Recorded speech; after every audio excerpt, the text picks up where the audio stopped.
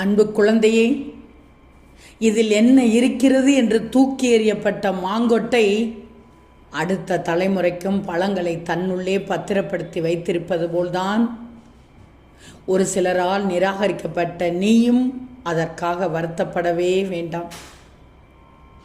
ஒரு போலியான வாக்குறுதியை விட தெளிவான நிராகரிப்பு எப்போதும் சிறந்தது என்பதை உணர்ந்துக்கோ. பட்டு போனாலும் இன்னும் துளிர்க்கும் என நம்புவதுதான் இந்த வாழ்க்கையின் உன் வாழ்க்கையின் சுவராசியம்.